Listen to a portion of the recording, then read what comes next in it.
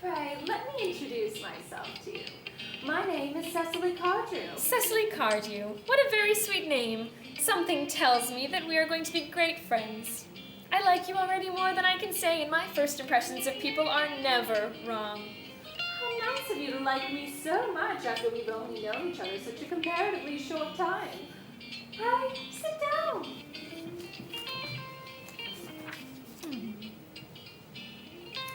I may call you Cecily, may I not? With pleasure, And you will always call me Gwendolyn, won't you? if you wish. Then that is all quite settled, is it not? I hope so. Perhaps this might be a favorable opportunity for my mentioning who I am. My father is Lord Bracknell. You've heard of Papa, I suppose? I don't think so.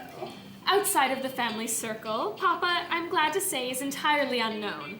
I think that it is quite as it should be. The home seems to me to be the proper sphere for the man, and certainly, once a man begins to neglect his domestic duties, he becomes painfully effeminate. Does he not? And I don't like that.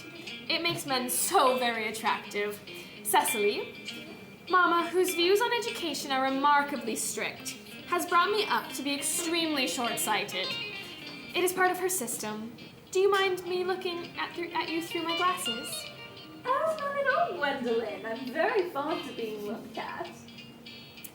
You are here on a short visit, I suppose? Oh, no. I live here. Really? Your mother, no doubt, or some female relative of advanced years, resides here also?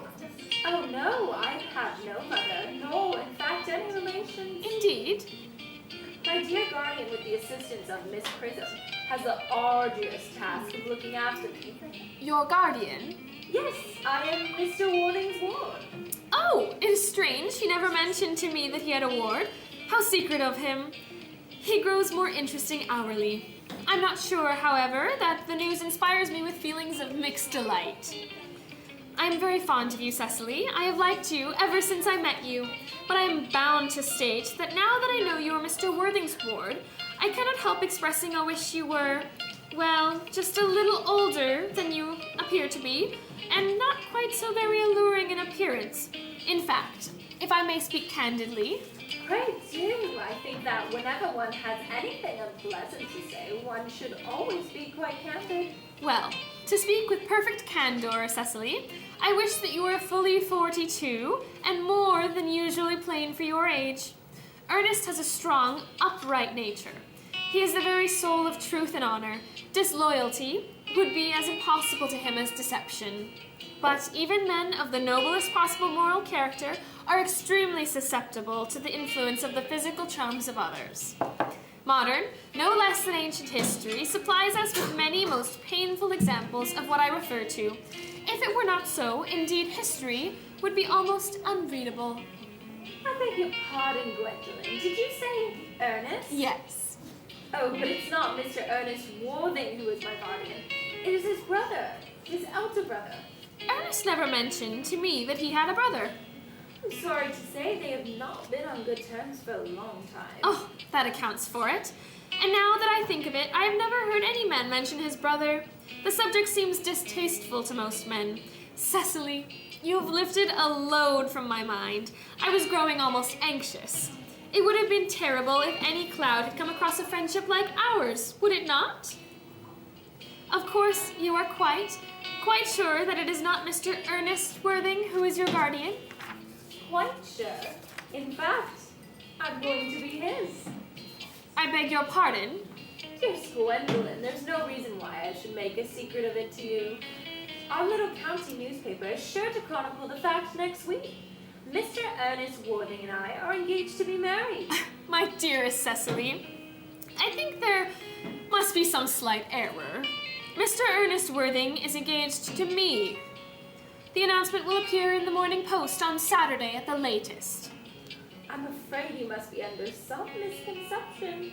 Ernest proposed to me exactly 10 minutes ago.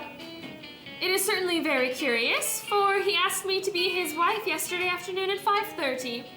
If you would care to verify the incident, pray do so. I never travel anywhere without my diary. One should always have something sensational to read in the train. I am so sorry, dear Cecily. if it is any disappointment to you, but I'm afraid I have the proper claim. It would distress me more than I can tell you, dear Gwendolyn, if it caused you any mental or physical anguish. But I feel bound to point out that since Ernest proposed to you, he clearly has changed his mind. If the poor fellow has been entrapped into any foolish promise, I shall consider it my duty to rescue him at once and with a firm hand. Whatever unfortunate entanglement my dear boy may have gotten into, I will never reproach him with it after we are married. Do you allude to me, Miss Cardew, as an entanglement? You are presumptuous. On an occasion of this kind, it becomes more than a moral duty to speak one's mind. It becomes a pleasure. Do you suggest, Miss Fairfax, that I entrapped Ernest into an engagement? How dare you? This is no time for wearing the shallow mask of manners.